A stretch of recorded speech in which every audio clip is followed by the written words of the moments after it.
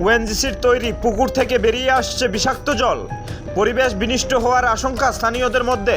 উত্তর ত্রিপুরার ধর্মনগর মহকুমার অন্তর্গত উত্তর হুরুয়া গ্রাম পঞ্চায়েতের ৪ নং ওয়ার্ড এলাকায় ওএনজিসির তৈরি করা পুকুরে উন্নত মানের পলিথিন দিয়ে মোড়া কস্টিক সোডা এবং ডিলিং পাউডার মিশিয়ে রাখা হয়েছে, যা বিভাগীয়ভাবে বিভিন্ন কাজে লাগানো হয়।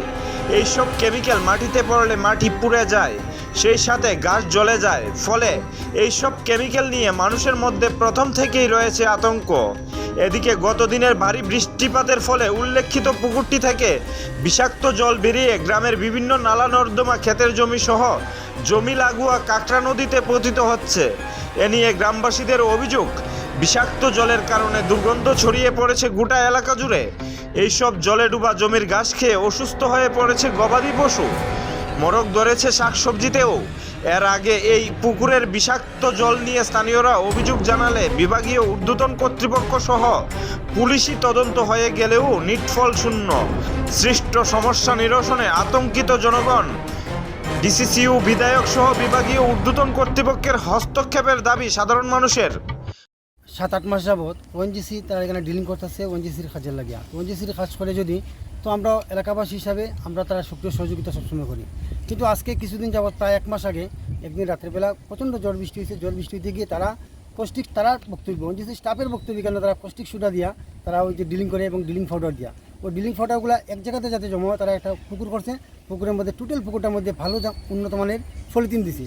এটা যদি তারা কইছে মাটিতে লাগে তাহলে মাটি নষ্ট হয়ে যাব, মাটি জ্বলে যাব, মাটিতে কোনোদিন কোনো গাছপালাও হইতো নাই, তো সমস্যা হইব। যার ফলে তারা এখন খাটা তারা বেড়া দেওয়া রাখছে।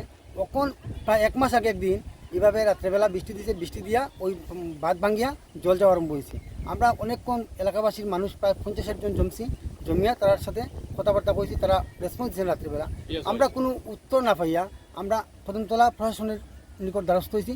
প্রশাসনের স্টাফ রাত্রেবেলা আইছে, আইয়া সরজমিনের ঘটনা তদন্ত করে গেছে। পরের দিন সকালবেলা ওএনজিসির স্টাফ আমরা ডাকাইছে, আমরা গেছি, তারা কইছে এই সমস্যা আমরা অতি সত্বর সমাধান করে দিব। এবং মাঠের মধ্যে অনেকটি গরু ঘাস খায়। এই যে পার্শ্ববর্তী যে মাঠটা আছে, মাঠের মধ্যে প্রায় 500 বিঘার উপরে জমি আছে। ওই জমিগুলা জ্বলে যাওয়ার, মাটি জ্বলে যাওয়ার ওই কেমিক্যালের জলে। এবং গরুয়ে ঘাস খাইতে পারে না, মানুষের গরু মানুষ বাড়িতে বান্ধিয়ে রাখছে। গরু খাওয়া দাওয়ার মতো কোনো ব্যবস্থা মানুষের কাছে নাই, হাতে নাই। এবং মাটি, যে মাটিগুলা জমি যার কৃষি নির্ভরশীল মানুষেরা এবং ক্ষেত করে এবং ধান ক্ষেত, কেন বিশেষ করে ধান ক্ষেত বেশি হয়, ধান ক্ষেত করে ওই জমি নষ্ট হয়ে যাওয়াতে কৃষকরা বিপদের মুখে পড়ছে যে এখন কীভাবে কেন ক্ষেত করবো বা ওই জমির মালিকরা কীভাবে চাষবাস করে তার পরিবার পরিজন রক্ষা করব, এটা নিয়ে চিন্তিত। এবং রাস্তা, এই যে রাস্তার উপরে আমরা দাঁড়িয়ে আছি, ওই রাস্তাটা বর্তমান সময়ে ওই ওএনজিসির গাড়ি এবং ওএনজিসির জল যাওয়াতে এবং ওই যে তাদের কেমিক্যালের জল যাওয়াতে রাস্তার বেহাল অবস্থা, ভেঙে যাচ্ছে রাস্তা, মানুষ চলাচল করতে পারছে না। বাইক নিয়ে, টুকটুক নিয়ে, অনেক টুকটুক চালক আছে, তারাও যাতায়াত করতে পারছে না, মানুষ পায়ে হেঁটে যাতায়াত করতে পারছে না। যার ফলে এলাকাবাসী প্রচণ্ড বিপদের মুখে আছে।